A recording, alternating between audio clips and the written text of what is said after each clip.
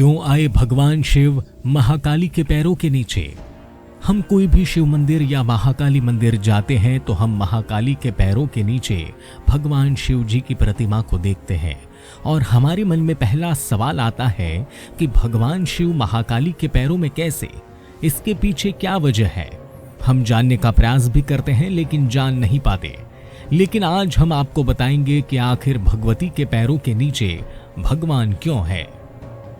सबसे पहले आपको बता दें कि भगवती दुर्गा की 10 महाविद्याओं में से एक है महाकाली, जिनके काले और डरावने रूप की उत्पत्ति राक्षसों का नाश करने के लिए हुई थी।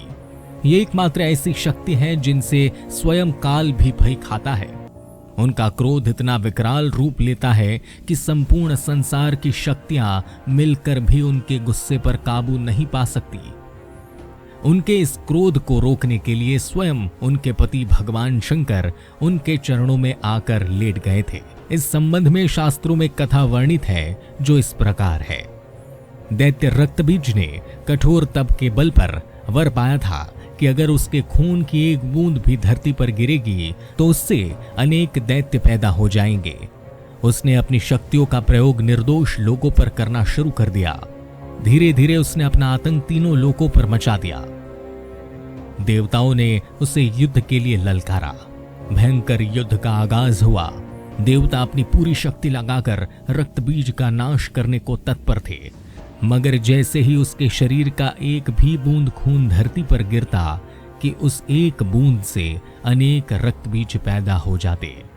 सभी देवता मिलकर महाकाली की शरण में गए। मां काली असल में सुंदरी रूप भगवती दुर्गा का काला और डरावना रूप है, जिनकी उत्पत्ति राक्षसों को मारने के लिए हुई थी। महाकाली ने देवताओं की रक्षा के लिए विकराल रूप धारण कर युद्ध भूमि में प्रवेश किया।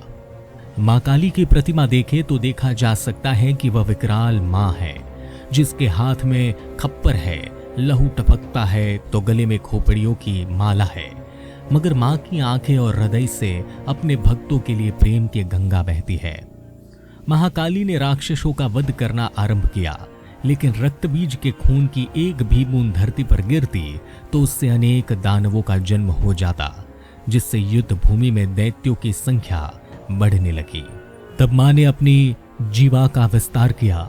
दानवों का एक बूंद खून धरती पर गिरने के बजाय उनकी जीवा पर गिरने लगा। वह लाशों के ढेर लगाती गई और उनका खून पीने लगी।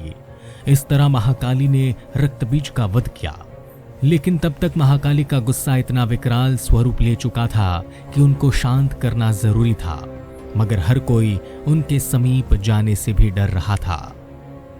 सभी देवता भगवान शिव के पास गए और महाकाली को शांत करने के लिए प्रार्थना करने लगे।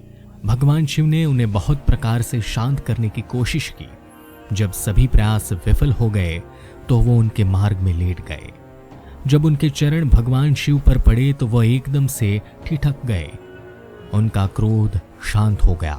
आदि शक्ति मां दुर्गा के विविध रूपों का वर्णन मार्कंडेय पुराण में वर्णित है। ऐसी ही पौराणिक कथाओं के लिए जुड़े रहिए अनलॉक माइथोलॉजी के साथ।